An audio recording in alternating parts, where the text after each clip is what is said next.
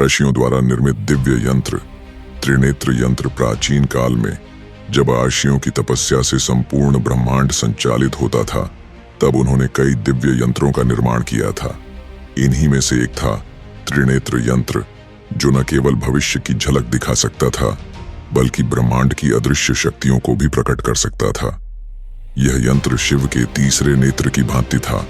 ज्ञान, ऊर्जा और दृष्टि से युक्त यंत्र की उत्पत्ति कहते हैं कि जब महर्षि भृगु, अगस्त्य और विश्वामित्र ने ध्यान किया कि मनुष्य की बुद्धि सीमित है और वह केवल भौतिक संसार को ही देख पाता है, तब उन्होंने एक यंत्र की रचना का निश्चय किया।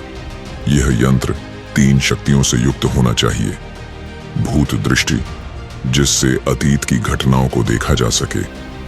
वर्तमान दृष्टि, जिससे कहीं भी किसी भी स्थान की स्थिति देखी जा सके। भविष्य दृष्टि, जिससे आगामी समय की झलक मिल सके। ऋषियों ने यह यंत्र सृष्टि के पंचतत्वों से बनाया: अग्नि, वायु, जल, पृथ्वी और आकाश। इसे सिद्ध करने के लिए उन्होंने सैकड़ों वर्षों तक तपस्या की और अंततः ब्रह्मा जी ने स्वयं इसे दिव्य दृष्टि प्रदान की। त्रिनेत्र यंत्र की शक्ति, जब यह यंत्र सक्रिय होता तो इसे उपयोग करने वाला व्यक्ति ध्यान के माध्यम से ब्रह्मांड के किसी भी कोने को देख सकता था। इसके 3 मुख्य भाग थे। सूर्य कवच, यह भाग सूर्य के समान तेजस्वी था और इसे देखने के लिए ध्यान की उच्च अवस्था में जाना पड़ता था। इससे ब्रह्मांड के गूढ़ रहस्यों को समझा जा सकता था।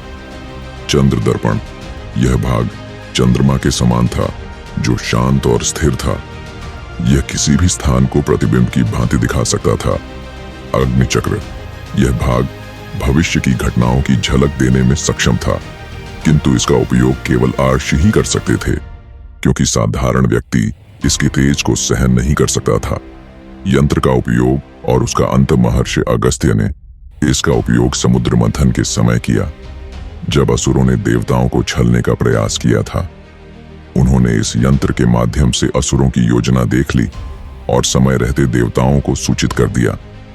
कालांतर में जब कलयुग के प्रारंभ की आहट हुई, तब ऋषियों ने यह समझ लिया कि यदि यह यंत्र साधारण मनुष्यों के हाथ में आ गया तो वह इसका दुरुपयोग कर सकता है।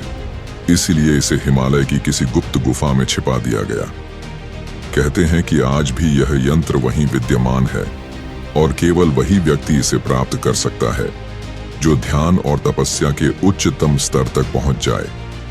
यह यंत्र विज्ञान और आध्यात्मिकता का अद्भुत संगम था, एक ऐसी प्राचीन तकनीक जो आधुनिक समय में भी अप्राप्य बनी हुई है। जानकारी और रोचक वीडियो के लिए हमारे चैनल को सब्सक्राइब करें और नए अपडेट्स सबसे पहले पाएं।